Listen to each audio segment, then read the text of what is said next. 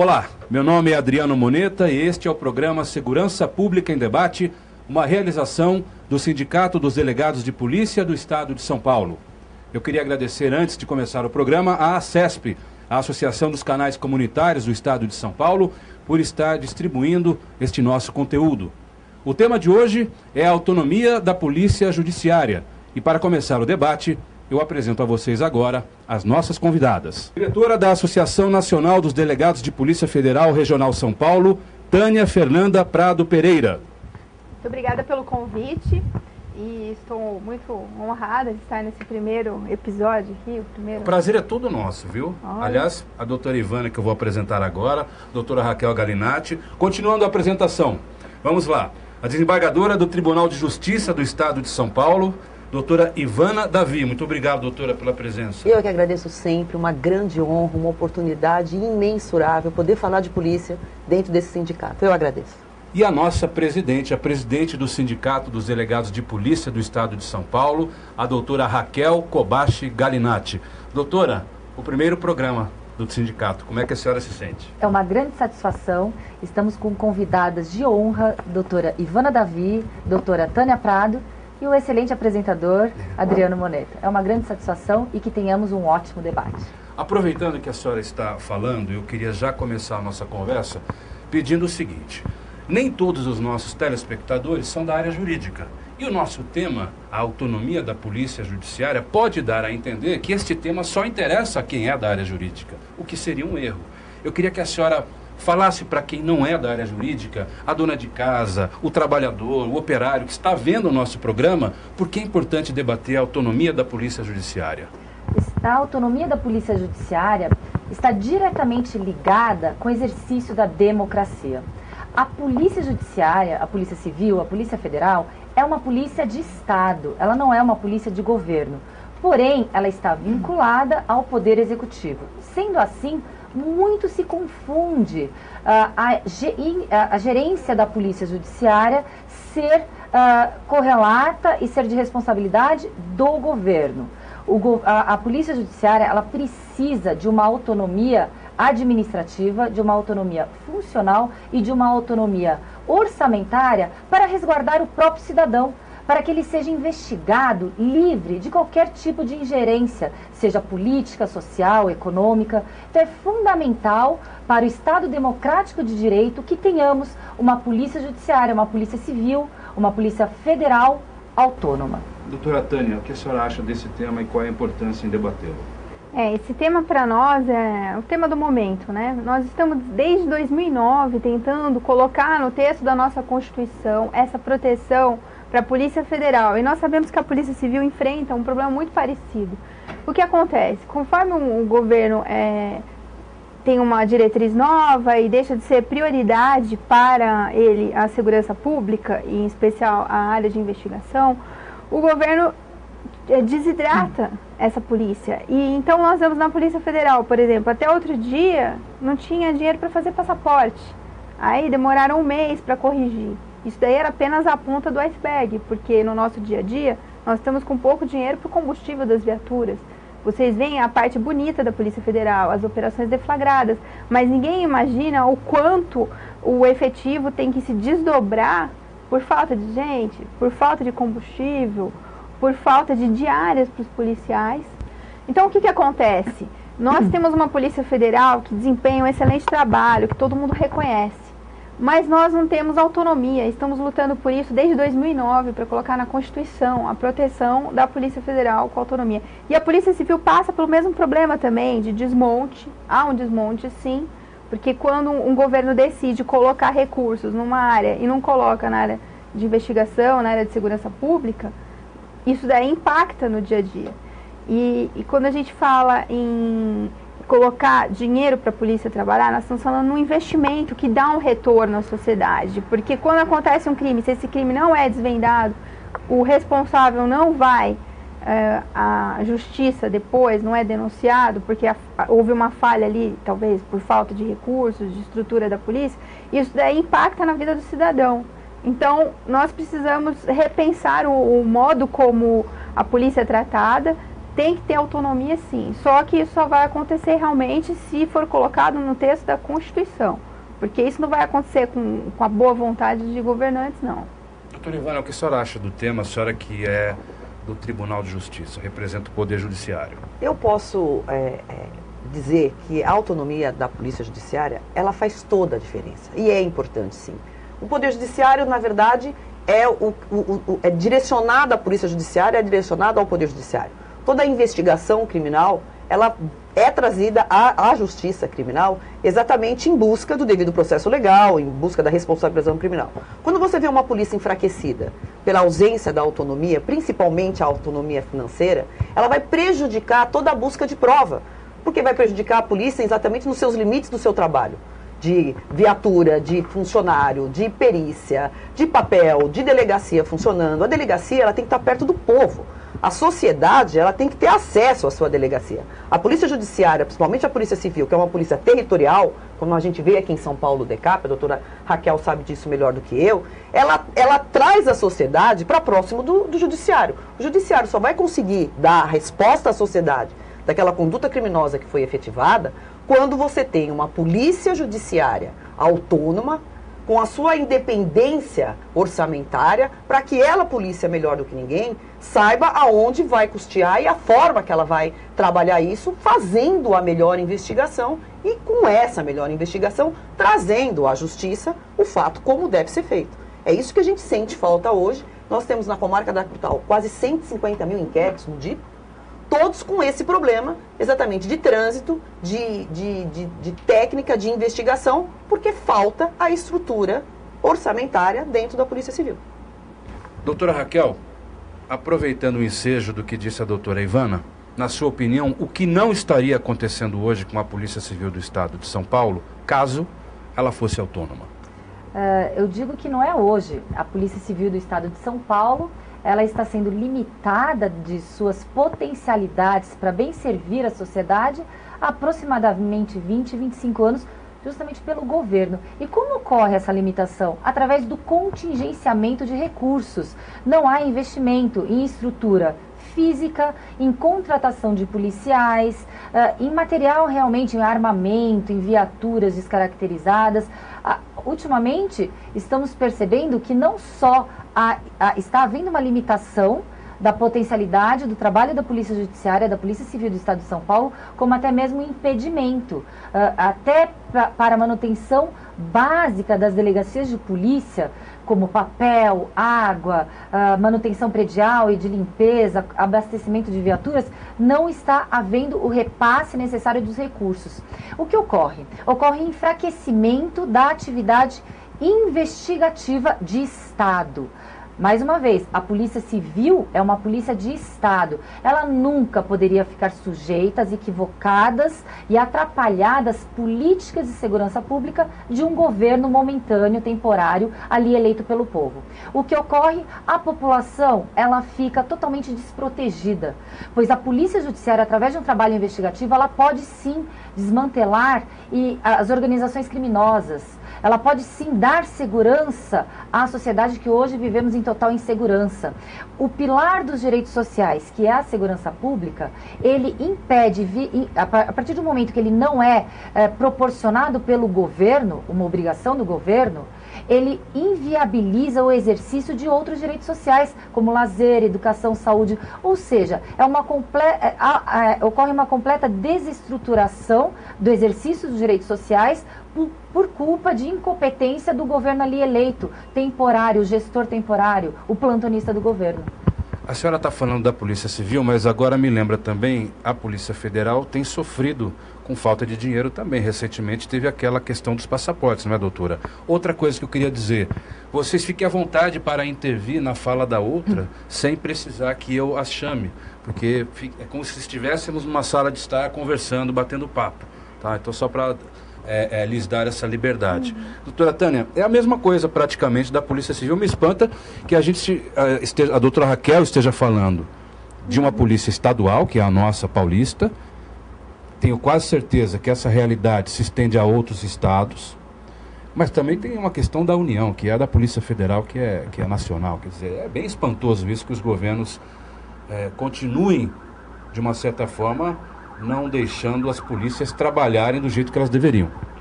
Exatamente. E assim, a segurança pública, ela é um direito do cidadão.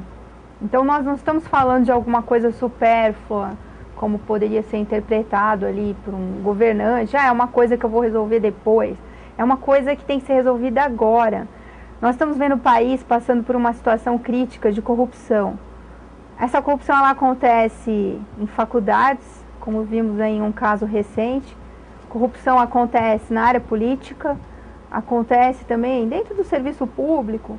E, infelizmente, as pessoas não aprenderam que elas estão sendo observadas, sim. Há investigações, não há sossego para esse pessoal, mas eles insistem ainda em cometer esses crimes. E aí, do outro lado, você vê a Polícia Federal se desdobrando, fazendo inúmeras operações e o povo apoiando. Agora, por que que o governante não olha para aquilo lá e fala assim, não, realmente eu vou investir nisso? Isso é uma coisa... Até filme tem agora, né? Tem filme. Foi realmente um tema, assim, que está sempre em evidência, né? Segurança pública. E toda hora acontece alguma tragédia, alguma coisa, assim, pode acontecer um acidente de avião. Quem que vai lá? A polícia que vai lá para fazer a investigação desse acidente. Como é que faz uma sociedade sem segurança? Fingindo que tem uma segurança, faz de conta? Não pode ser desse jeito. E as pessoas têm que cobrar isso também. Agora, como é que cobra, né? Mas eu não tenho acesso aos parlamentares. Pessoal, tem rede social, tem várias formas aí, manda e-mail também. Tem que cobrar para assim, o parlamentar, governante, por que que você não está preocupado aí com o futuro do país, inclusive nas investigações? Por que que vocês estão, se não atrapalhando, deixando de fazer com que essas polícias consigam trabalhar? Que a gente fez até aquela campanha, deixa a Polícia Federal trabalhar. Tem que deixar a polícia trabalhar, não tem? E uma questão talvez que a gente tenha que pensar agora, que é importante, é quando a sociedade vem cobrar a violência, o aumento de violência no nosso estado e no nosso país. Quando você lê o último índice de violência, de crime contra o patrimônio de 225% a mais, quando você lê, por exemplo, o aumento do índice de tráfico de entorpecente em mais de 200% a mais, tem que se questionar o porquê esse aumento da criminalidade. Talvez seja porque o crime organizado já tenha percebido que a investigação ela é um pouco mais difícil. Claro, porque uma polícia sem a estrutura, sem os mecanismos de tecnologia mais moderno, da inteligência, porque investigação hoje é inteligência. E a Polícia Judiciária, tanto a federal quanto a civil, tem e deve investir em inteligência. As interceptações telefônicas, e no filme a gente vê bem isso, né, doutora? Quando passa uma parte da Operação Lava Jato, a sua primeira fase, e quando aparece exatamente a medida cautelar de escuta telefônica, que foi onde tudo começou. Hoje eu não preciso mais daquele policial perseguindo o indivíduo de carro, campaneando como era antigamente. Hoje, por via digital, por meio digital, você consegue fazer uma perseguição exatamente usando a inteligência artificial. E a polícia tem que investir, e para isso ela precisa de autonomia. E quem sabe como melhor custear as suas necessidades do que a própria polícia? Então, quando a sociedade também vem cobrar o índice de violência, ela podia também questionar por que essa dificuldade da polícia na investigação. Porque também falta essa autonomia. Quem tem que saber aonde vai custear, quais as viaturas que precisa, qual a tecnologia que precisa, qual o tipo de armamento que precisa, é a polícia.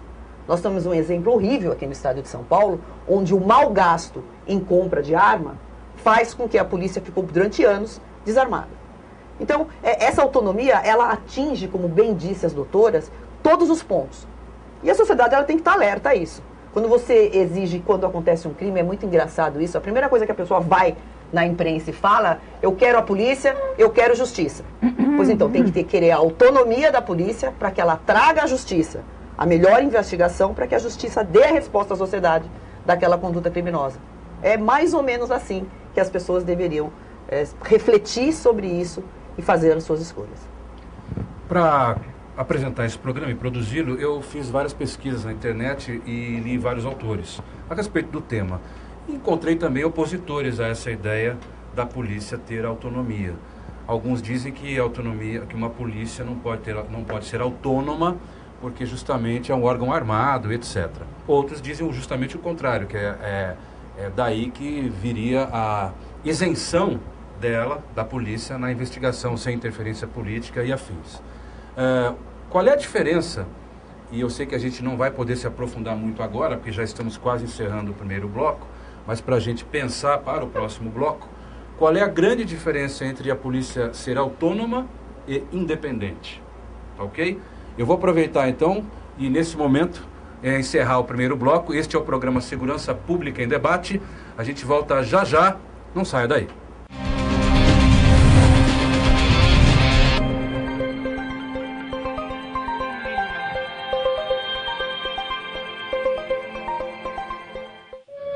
Preparado para viajar barato? Viajar Barato é o único outlet de viagens do Brasil.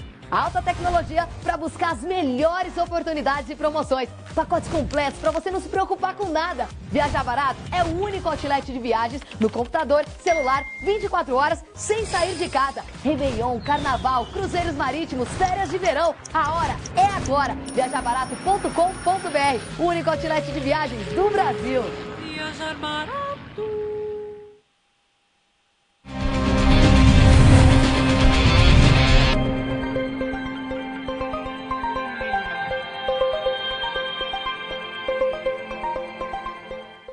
Olá, este é o segundo bloco do programa Segurança Pública em Debate. Hoje nós estamos debatendo a autonomia da Polícia Judiciária e eu vou reapresentar as convidadas de hoje. Nós temos aqui conosco a diretora da Associação Nacional dos Delegados de Polícia Federal Regional São Paulo, Tânia Fernanda Prado Pereira. Temos também a desembargadora do Tribunal de Justiça do Estado de São Paulo, Ivana Davi, e a presidente do Sindicato dos Delegados de Polícia do Estado de São Paulo, Raquel Kobashi Galinatti. No último bloco, nós encerramos com uma pergunta muito importante que eu vou refazer rapidamente para que vocês comecem a dissertar sobre. A polícia quer ser autônoma ou independente? Quem começa? Há uma grande diferença, há uma confusão. A autonomia não se confunde com independência. Por quê? A Polícia Judiciária Civil Federal continua ainda sendo um dos órgãos mais fiscalizados. Primeiro que há uma fiscalização externa pelo Ministério Público, há uma fiscalização pelo Poder Judiciário e uma própria fiscalização popular de qualquer um do povo. Existem as corregedorias das polícias. O que há, a autonomia é uma garantia para o cidadão que ele seja investigado ou que ele tenha uma investigação, no caso se ele foi vítima, por uma polícia autônoma, livre de ingerências, sejam essas ingerências políticas, econômicas, sociais, ou seja, que ele tenha a sua autonomia funcional para que possa investigar, garantindo todos os direitos dentro do Estado democrático. Doutora Ivana, o que a senhora acha, doutora Tânia? Eu acho que a autonomia ela é sine qua non. Essa discussão sobre independência, esse medo, entre aspas, de uma polícia independente, eu acho que tem que ficar bem claro que eu acho que hoje não tem órgão mais policiado do que a própria polícia judiciária, por exemplo. O inquérito policial, ele é todo direcionado ao juiz de direito. Quando ele chega, ele é aforado ao juiz de direito, ao juiz do processo, que vai ser o juiz que vai julgar depois de uma eventual conduta criminosa. Dentro daquele inquérito fala o Ministério Público, fala o defensor, a vítima é ouvida. Quer dizer, é um procedimento onde ele é o procedimento mais democrático que existe. Quando ele se torna uma ação penal, todos os operadores do direito vão participar. Então, e essa autonomia que se coloca, e algumas pessoas, até de meio doloso, que é uma palavra bem jurídica, tentam colocar como independente, como se a polícia fosse livre e pudesse fazer o que ela quer, não é isso que se coloca. Óbvio que não é isso, e tem que ficar bem claro aqui. A polícia ela tem que ser independente, nessa palavra da independência, a independência que está no dicionário. Ela tem que ser independência porque a polícia é uma polícia de Estado, nunca uma polícia de governo. A polícia ela tem que ser independente no trabalho dela. Naquela promessa que o delegado faz, que eu fiz, de cumprir a lei e a Constituição. Então essa autonomia da polícia dentro da investigação, ela está lá na Constituição Federal. É a polícia judiciária que tem a atribuição da Constituição Federal de investigar. E investigar, quando talvez as pessoas confundam essa independência, é de forma autônoma. A Polícia Judiciária é um braço da Justiça. A Polícia Judiciária, há historiadores que discutem isso, que a Polícia Judiciária devia ser ligada ao Poder Judiciário. A Polícia Judiciária, ela é o braço da Justiça Criminal. É dentro do devido inquérito policial que a polícia judiciária vai buscar a prova que vem para o juiz criminal. Aqui em São Paulo, não era, no comecinho de tudo, a polícia judiciária não era ligada à Secretaria da Justiça? Historicamente. Era isso. Muito bem colocado o que a doutora Ivana falou, até porque as instituições de Estado, como o Poder Judiciário, o Ministério Público, agora recentemente a Defensoria Pública, elas têm a autonomia para poder bem servir ao cidadão. Por que essa diferenciação com a Polícia Judiciária Civil e Federal? Então, muito bem colocado o que a doutora Ivana acabou de explicar de forma brilhante, pois é uma garantia ao cidadão, uma polícia autônoma em suas independências funcionais. Doutora Tânia, o que a senhora acha dessa questão? Aliás, a PF tem aí uma PEC, não é? 412? 412. E aí tem gente que diz que a PF vai se tornar incontrolável se a PEC for aprovada. Como é que a senhora rebate a esse argumento? Esse receio é de quem acabou olhando de uma maneira superficial para o texto que é proposto. O que diz o texto? Que será feita uma lei complementar que descreverá de que forma acontecerá a autonomia administrativa, funcional e orçamentária, né, da proposta de lei orçamentária da Polícia Federal. Então não haverá nenhum descontrole, porque além dos órgãos que a doutora Raquel mencionou, ainda tem o Tribunal de Contas da União, que fiscaliza as contas da Polícia Federal. Um exemplo, quando a Polícia Federal decide que vai adquirir viaturas, ela abre uma licitação, coloca ali todos os critérios conforme está descrito na lei. Se algum diretor da Polícia Federal se desviar do que está na lei, ele terá que responder perante o Tribunal de Contas e pode responder, inclusive, a ações de improbidade, ação criminal, dependendo do que acontecer. Então, há um controle, sim, da polícia, um controle muito forte. Eu já tive a oportunidade de trabalhar na corregedoria, então, além de tudo, acima da corregedoria, o que é que nós temos? A CGU, que agora mudou um pouco de nome, né, se tornou ministério. Então, a CGU, ela controla todos os processos disciplinares da Polícia Federal. Todos, sem exceção de nenhum. As sindicâncias, tudo. Então, não fica tudo fechado dentro da polícia. Não. A polícia ela é bem controlada. Há uma transparência no funcionamento da Polícia Federal. E isso também, reflexamente, nas polícias civis. O que a gente vê muito, assim, a queixa das pessoas é que às vezes vai num distrito policial e não consegue ser atendido com rapidez e às vezes até avisam uma pessoa, não, venha num outro horário porque agora estamos fazendo um flagrante de ladrões de banco. Aí a pessoa fala, né, já aconteceu isso comigo, inclusive, quando eu era mais novinha, antes de entrar na PF. E aí quando você se depara com isso, você pode ter uma de duas reações. Ou você fala assim, ai, fui muito mal atendido, nossa, que absurdo isso. Ou você para e fala assim, caramba, eles estão ocupados fazendo um flagrante de ladrões e eu tô vindo aqui fazer um BO porque eu perdi meu RG. Não, realmente eu vou voltar depois e eu tô vendo que eles estão trabalhando e tal. Então essa percepção o cidadão tem. O cidadão percebe que realmente falta gente. A gente viu histórias aí de delegacias que estão sendo fechadas. Isso não é normal. Se fechassem os hospitais SUS aí, o pessoal vai ficar revoltado. Porque o contraponto, né, doutora, aumenta-se o crime e diminui-se o mecanismo de busca de prova. Então, enquanto você tem aumento de criminalidade no país inteiro, aí você vê uma polícia civil e uma polícia federal sendo diminuída. Quer dizer, é um contrassenso. E o concurso público, por exemplo, a Polícia Federal depende da autorização de vários ministros ali e a gente está há mais ou menos 2 anos sem entrar delegado na polícia. E as investigações só aumentando. Então, como é que fica isso? Dependendo de autorização de ministro para abrir um concurso e não poderia o nosso próprio diretor-geral da polícia já abrir o concurso automaticamente? Deveria ser desse jeito. Perfeitamente, doutora Tânia. É exatamente isso. Essa falta de autonomia, a vontade daquele governante temporário eleito pelo povo de deliberar sobre as necessidades de uma polícia de Estado, de uma polícia investigativa, o que faz? Faz um contingenciamento, uma limitação daquele trabalho investigativo. E isso é bem explícito hoje em dia. A polícia, eu vou falar na Polícia Civil do Estado de São Paulo. Nós temos ainda uma das melhores polícias da América Latina com um trabalho primoroso investigativo, com um trabalho realmente de primeiro mundo, uma polícia de ponta, porém com muito custo dos policiais, dos delegados de polícia, com muito heroísmo, com muito comprometimento daqueles que estão trabalhando no lugar de 4 ou 5 policiais, aqueles que trabalham por 4 ou 5 delegados de polícia.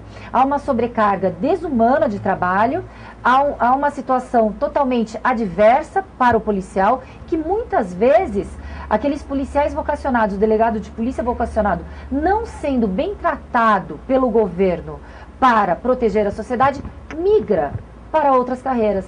Então, olha o contrassenso. Estamos no estado mais rico da federação, porém o delegado de polícia no estado de São Paulo é o que pior recebe. O delegado de polícia no estado de São Paulo, que investiga crimes no estado mais rico da federação, é o que pior recebe dentre outros estados da federação.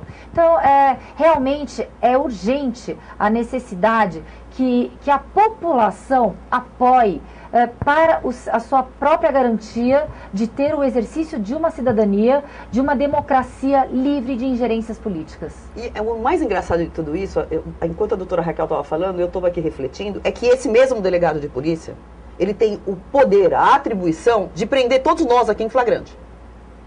Mas ele não tem para o governo, me parece, a atribuição ou o discernimento de escolher aonde ele vai gastar o dinheiro que é dele administrativo. Quer dizer, eu não sei o que se espera de um ser humano, e isso é uma reflexão absurda. A Constituição Federal dá a esse homem a atribuição, o poder, esse poder entre aspas, de prender em flagrante qualquer cidadão desse país. Entretanto, esse mesmo administrador, que está bem abaixo da Constituição, acho que ele não tem condições de ser autônomo. Temos que refletir sobre isso.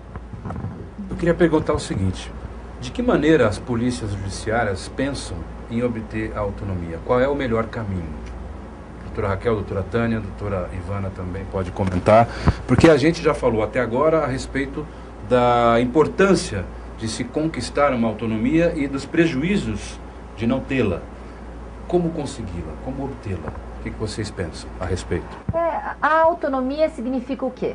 Se tivéssemos o dirigente... Na Constituição Federal está muito bem claro, no artigo 144, que a Polícia Judiciária, as polícias federais, a Polícia Federal, a Polícia Civil, será dirigida por um delegado de carreira. Não há que se confundir que aquele nomeado secretário de Estado, secretário de Segurança Pública de Estado ou ministro da Justiça dirija as polícias. Ele simplesmente fará as políticas de segurança, até o entrosamento entre as polícias, no caso, Polícia Civil, Polícia Militar, no caso da Polícia Federal, Rodoviária Federal e etc.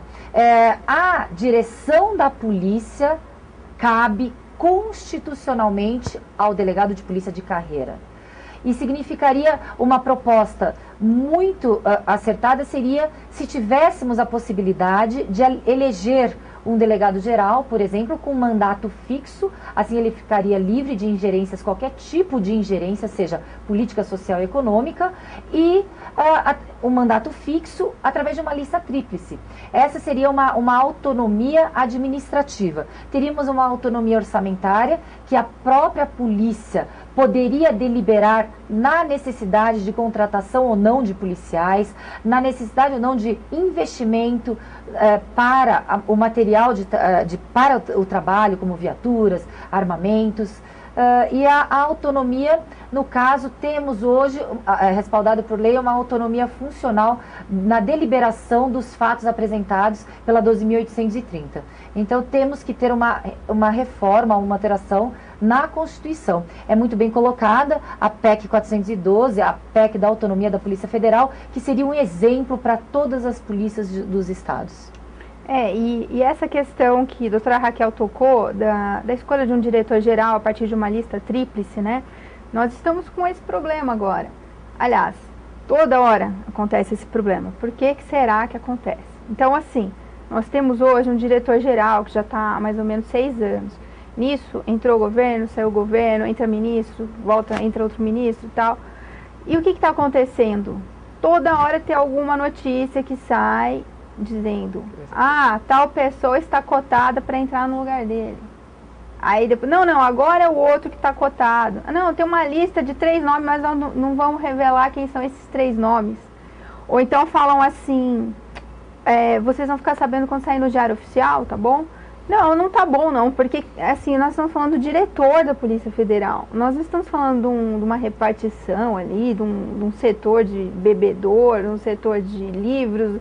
Não, a gente está falando do diretor da Polícia Federal. Como assim o governo quer trocar o diretor sem dizer qual foi o critério, sem ter um mandato? E esse diretor, como que ele vai conseguir dirigir a polícia sabendo que pode ser trocado a qualquer momento? E isso está acontecendo agora. Isso aconteceu quando houve a mudança dos ministros da Justiça, quando saiu o antigo e entrou o atual. Houve muita especulação em torno da permanência ou não do atual diretor-geral da PF, né?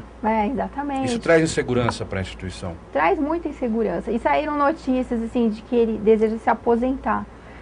Tá certo? Tá no direito dele, é uma vontade dele. Agora, quem vai entrar no lugar dele? A gente vai esperar que um presidente da República, um ministro escolha, assim, da sua cabeça, da sua confiança? Ou será que uma lista tríplice, a exemplo do modelo do Ministério Público, tanto federal como estadual, eu acho esse modelo muito melhor. Por que que é? Porque o candidato, aquele que deseja se tornar diretor, ele apresenta as propostas e ele é sabatinado pelos próprios colegas, que vão ver o perfil dele, vão analisar aquilo que ele está propondo para o futuro da instituição. E isso não acontece só no Ministério Público, não. Alguns órgãos já têm isso. Algumas agências públicas aí, reguladoras.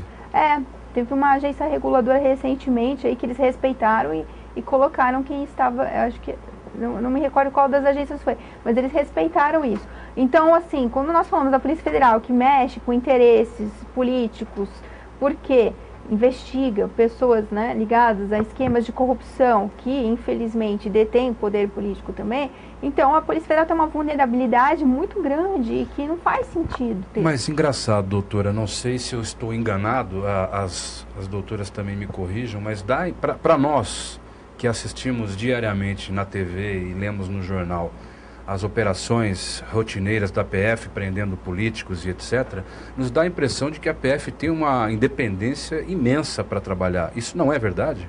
Então é aquele paradoxo, né? Pelo Código de Processo Penal, né, que a doutora até evocou aqui, o delegado que preside o inquérito, ele tem algumas proteções, realmente. Agora, imagina esse delegado sem equipe. Poucas pessoas sabem, mas no início da Lava Jato, e o filme retrata bem, tinha um delegado ali com uma equipezinha pequena e o caso ali bombando, né? A investigação avançando ali, várias conversas telefônicas, e-mails, muitas mensagens por e-mail. E a equipe daquele tamanhinho, e chegou um ponto que se não houvesse uma blindagem ali da própria instituição, que formou ali um grupo, que aos poucos foi crescendo. A sociedade participando. A imprensa cobrando muito, falando assim, e aí, qual vai ser a próxima fase e tal. Então, assim, sem esse mínimo de estrutura ali, de pessoal qualificado, selecionado também para isso, preparado, com cursos e tal, não sairia a investigação Lava Jato. E por que não tem outras operações como essa? Tinha que ter muito mais investigação assim no país inteiro, né?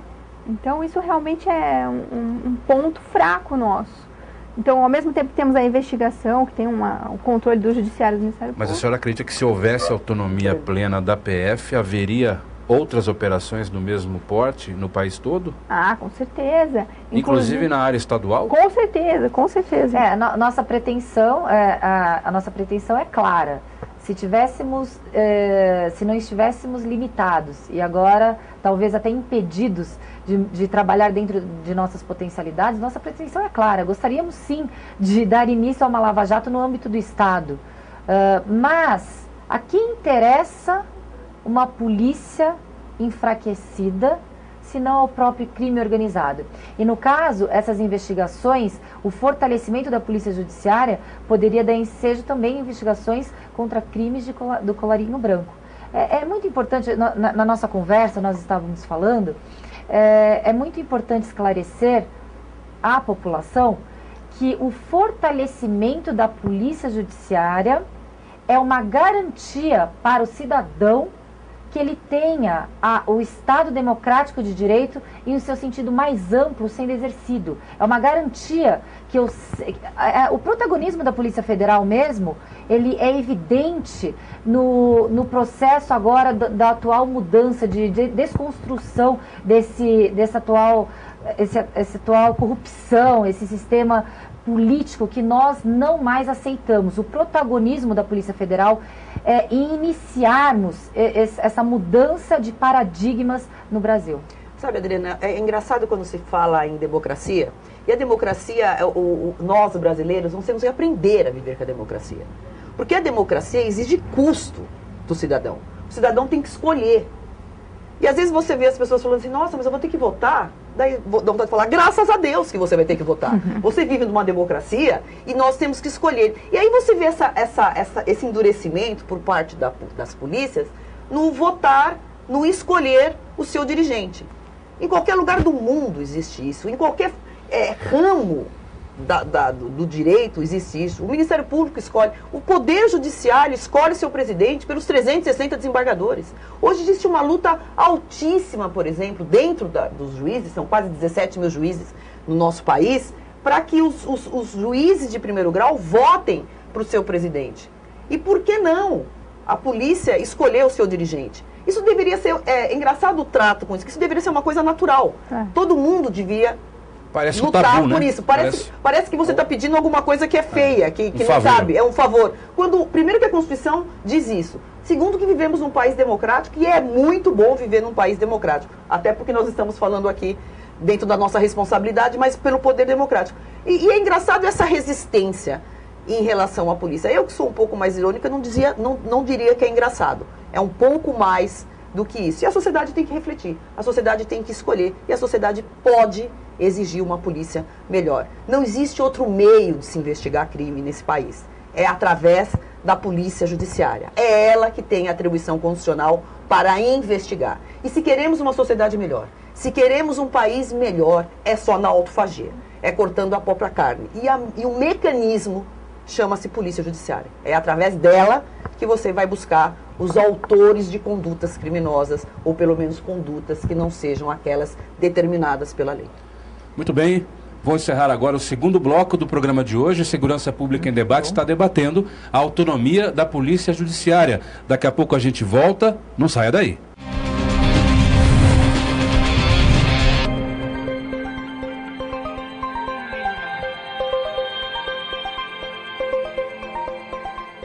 A Faculdade Impacta é o maior grupo de educação em tecnologia da América Latina, com 30 mil aulas gravadas à nuvem, infraestrutura de primeiro mundo e 75% do curso prático em laboratórios exclusivos. Cursos avaliados entre os melhores de São Paulo pelo ENAD-MEC, nas áreas de tecnologia, design e gestão. 92% dos alunos ocupam os melhores empregos na área e ainda venceram a maioria das maratonas de aplicativos e software deste ano. Inscreva-se para o vestibular da Faculdade Impacta. Saiba mais em impacta.edu.br.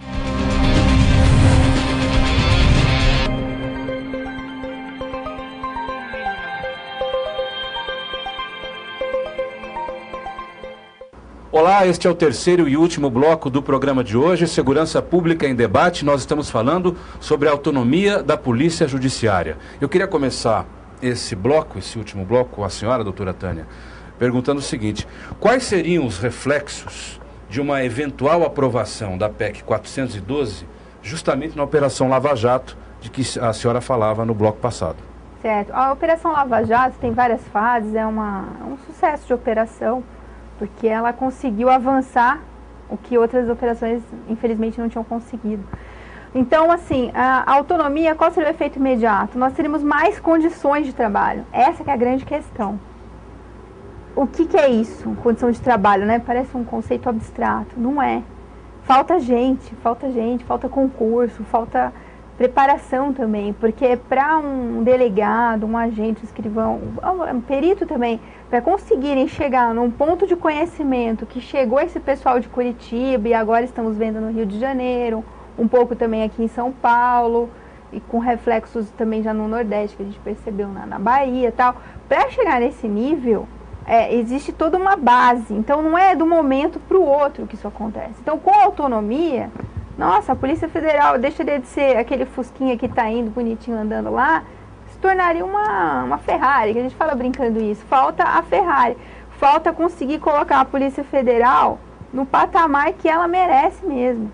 Então, assim, não é... Parece até que eu sou suspeita por trabalhar lá dentro. Assim, eu tenho muito orgulho de ver os colegas, a dedicação deles.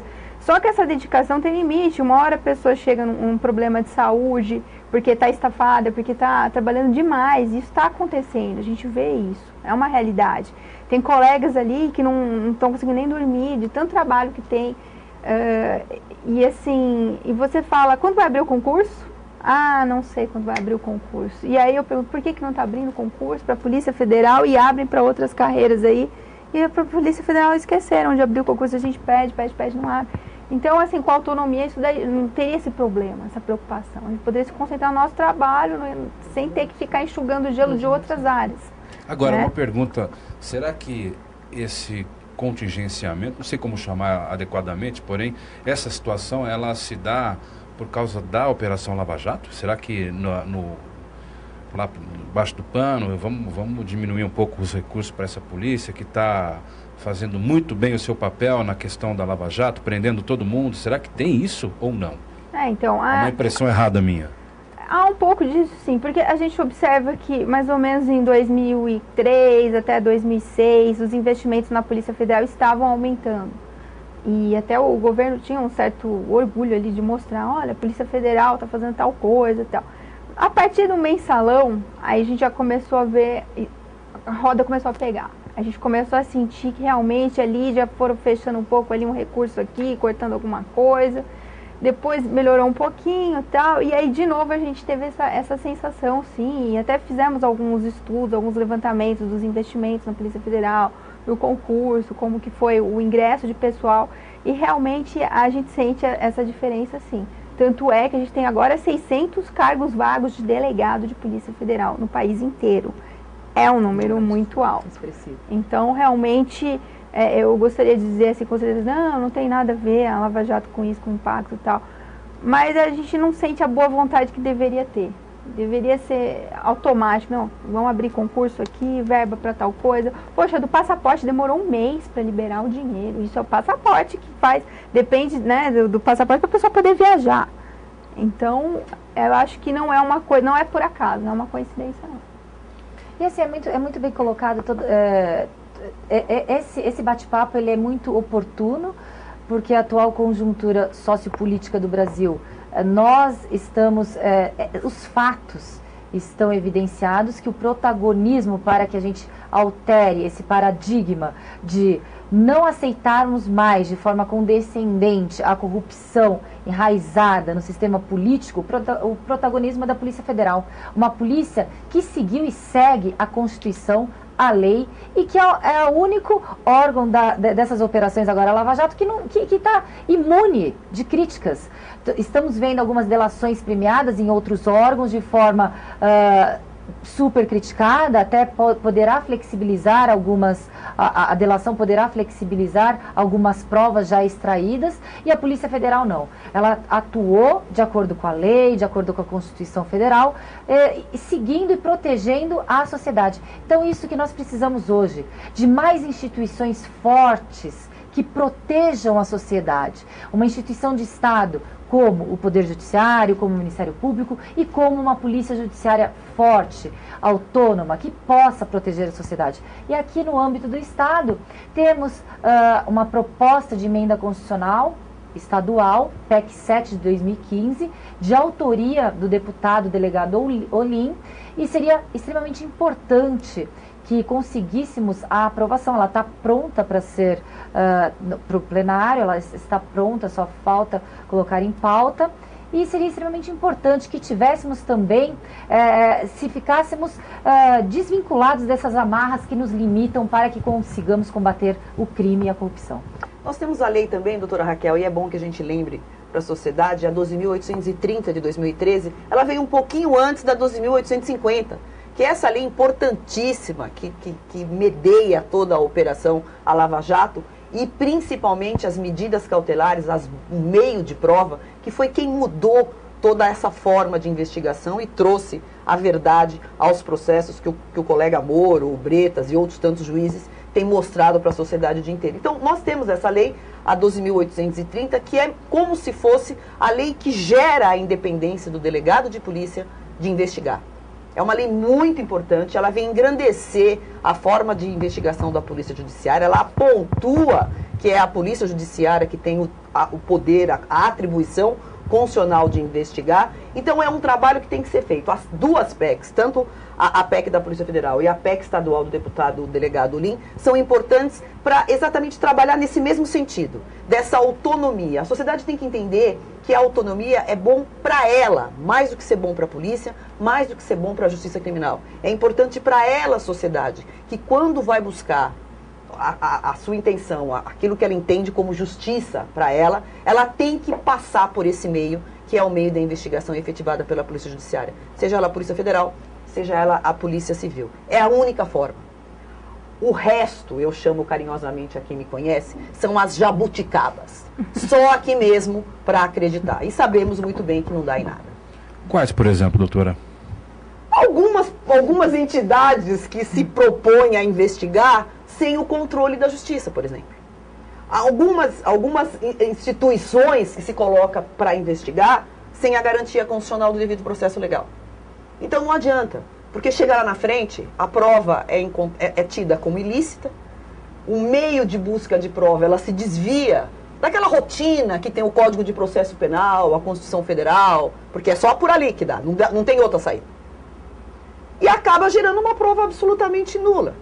Ou no mínimo questionável, vide essa delação premiada jabuticaba que eu estou falando. E que só gera para a sociedade uma intranquilidade. E não é para isso que a polícia está. Não é isso que a sociedade prefere. Não é isso que a Constituição propõe. O devido processo legal, ela vem da devida investigação efetivada pela Polícia Judiciária. Só isso. Dentro do devido inquérito policial, com o contraditório, com o conhecimento do réu, com o advogado, que é tudo o que diz exatamente essa lei. Essa abertura democrática para a investigação. Hoje, numa investigação, o delegado, o advogado, ele participa da investigação. Ele tem direito de fazer repergunta. O tipo de investigação, por essa lei, pela 12.830, ela dá essa abertura que a sociedade espera. Essa transparência que a sociedade espera. Como é a lei 2.850, que coloca essa investigação da Lava Jato e cria mecanismos, inclusive, da defesa já atuar desde o começo. Na colaboração premiada, que também as pessoas tendem a diminuir o seu prestígio, a sua importância, não é uma fofoca que se fala em algibeira no ouvido do juiz. Ela tem todo um rito. Nós temos um livro bárbaro, que depois a gente pode até mostrar, que fala o que é a delação premiada, e o livro ele fala por quem fez, por quem trabalhou a delação premiada. A forma de que esse contrato, onde todas as partes têm voz, e que é homologado por um juiz e faz prova assim. Então é importante se colocar tudo isso. Essa democratização da própria investigação, que a Polícia Federal mostra e que a Polícia Civil está procurando aqui de São Paulo, é exatamente isso. Isso é importante para um país seguro, para um país ético, para um país melhor e mais claro para todo mundo. Queria aproveitar a oportunidade também para entregar à doutora Tânia, que trouxe esses dois livros, e perguntar à senhora qual a importância deles, o que eles falam. Eu acho que cabe a gente conversar um pouco sobre esses livros também. Essas duas obras foram desenvolvidas numa coletânea de doutrina e prática e na visão do delegado de polícia. São dois colegas que são os coordenadores, né? O Dr. Giovanni e o Dr. Clayton. O Dr. Giovanni é daqui de São Paulo, trabalha no aeroporto de Guarulhos. Uhum.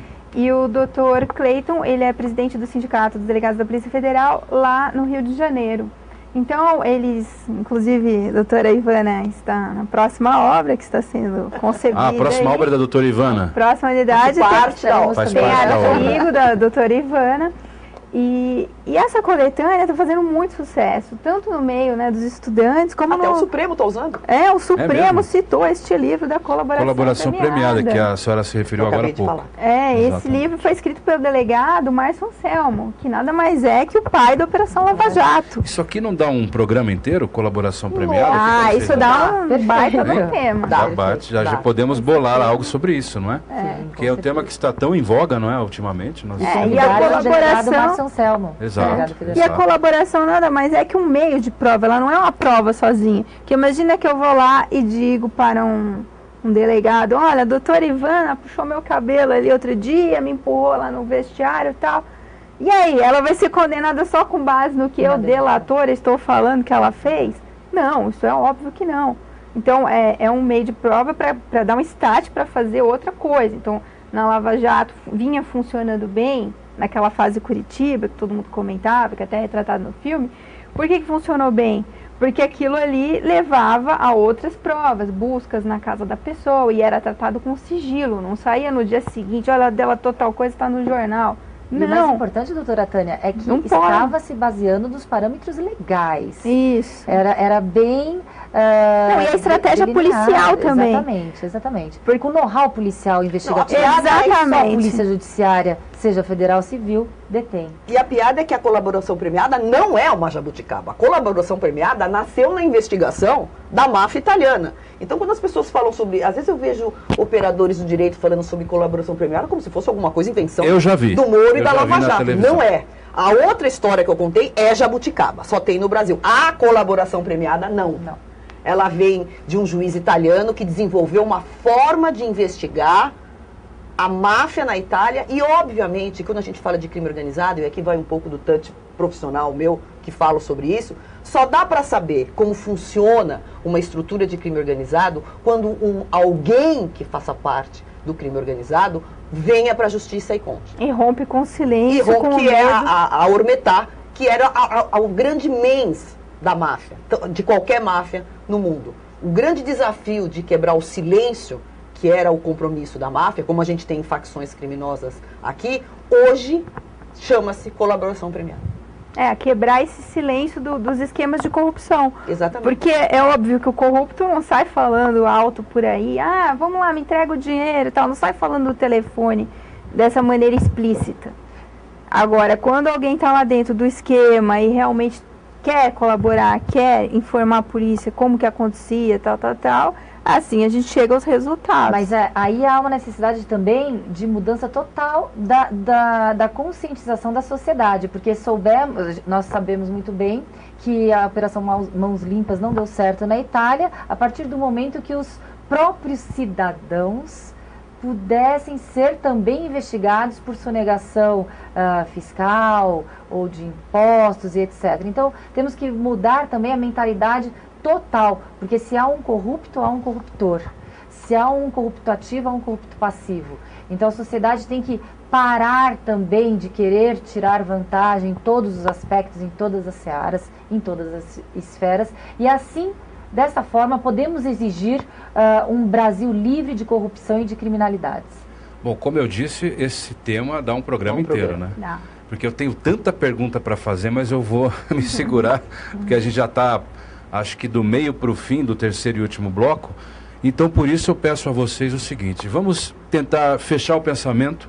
Eu sei que a gente não conseguiu falar tudo sobre o tema, nem deveríamos, até porque uma hora não é muito para um tema tão complexo, mas vamos tentar fechar os pensamentos agora, para que a gente possa, eu dou 1 minuto para cada uma, para que a gente possa dar ao telespectador esse fechamento do tema autonomia da Polícia Judiciária.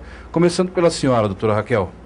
Primeiro, eu me sinto muito honrada, muito feliz de poder participar de um debate tão rico com autoridades competentes e respeitados no assunto, como a desembargadora doutora Ivana e como a delegada federal, doutora Tânia Prado, conduzido pelo Adriano Moneta, de forma brilhante. É importante que a sociedade saiba que a autonomia das polícias, que a autonomia da Polícia Judiciária, federal, civil, é importante para que a própria sociedade esteja protegida em seus direitos e garantias individuais, que ela possa ser investigada por um delegado de polícia que não fique vulnerável a ingerências políticas, governamentais e de qualquer esfera. E ingerência no que eu digo no fato de contingenciar o poder investigativo, de limitar o trabalho da investigação, no caso com policiais, com armamentos, com equipamentos. Então há a necessidade de que toda a sociedade esteja em alerta e que exija essa autonomia da Polícia Judiciária como mais uma instituição de Estado que possa protegê-la. Ficaríamos muito vulneráveis também se tivéssemos só uma ou duas instituições dentro do Estado democrático de direito forte para nos proteger. Existe o Poder Judiciário, o Ministério Público, recentemente a Defensoria Pública, e queremos que a Polícia Judiciária não sofra esse preconceito. Doutora Tânia. Então, nós estamos passando por um momento de transformação do país, eu não tenho dúvida disso. Muitas vezes as pessoas ficam impacientes, por que é que ainda não parou, não estancou a corrupção? É porque isso é um processo longo. E agora, para conseguir fazer face a tudo isso que está acontecendo, que a gente vê, que deflagraram aqui outro dia lá, encontraram mala com 51 milhões, e a Lava Jato está aí há 3 anos e o sujeito continuou praticando crimes, etc, etc. Então, como que a gente faz para acessar isso daí? A gente tem que fortalecer a Polícia Judiciária. E aí, dentro desse escudo da Polícia Judiciária, a gente tem a Polícia Civil e a Polícia Federal. A gente quer ver operações da Lava Jato estaduais também. Não adianta só a federal em algum lugar em Brasília, em algum lugar lá em Curitiba, escondidinho ali, talvez algum lugar do Nordeste, São Paulo. Não, a gente quer ver o país inteiro ser passado a limpo. Eu tenho certeza, eu tenho essa percepção. Agora, como que isso vai ser feito? Vai ser de um momento ao outro com a boa vontade de algum governante? Eu dei autonomia aqui hoje, amanhã eu estou tirando autonomia, não sei o quê. Não, isso aí tem que estar na Constituição, que é a nossa lei maior. A gente tem que colocar isso, tem que fortalecer as polícias judiciárias. Então, o que eu coloco aqui é a reflexão. O pessoal quer que o país melhore, quer que o país mude. Então, uma das ferramentas que nós estamos passando é essa, fortalecer a Polícia Judiciária. Doutora Ivana, encerrando. Eu agradeço a oportunidade, para mim é sempre uma honra e aprendo muito mais nessas oportunidades do que lendo e estudando em meu gabinete. Mas eu quero dizer que as pessoas têm que ter consciência que vivemos tempos de autofagia. A autofagia, ela exige 2 grandes requisitos. A humildade de perceber que está tudo errado e a coragem, que normalmente é de cortar a própria carne. E um dos caminhos para que a gente consiga mudar com ética, liberdade, moralidade e tudo que um país merece, seguro principalmente, um dos caminhos é através da devida investigação das condutas criminosas. E qual é o caminho para a devida investigação? Polícia Judiciária autônoma. Polícia Judiciária de Estado. É a única forma, é o único mecanismo constitucional, legal, já que o Código de Processo Penal delimita a forma de investigação, de chegarmos ao bom termo e de buscarmos um país melhor para todos nós. As pessoas têm que ter consciência que isso não é bom, nem para mim, nem para as polícias, nem para o Antônio, nem para o José. É bom para toda a sociedade. É um bem maior. É um bem maior. E o tempo é que vai dizer isso. Bem, muito obrigado. O programa Segurança Pública em Debate fica por aqui. Hoje nós discutimos a autonomia da Polícia Judiciária. Quero agradecer a todas vocês, nossas convidadas, doutora Raquel, presidente do Sindipesp. E lembre-se que o programa será disponibilizado em nossas redes sociais, cujos endereços vão aparecer na sua tela.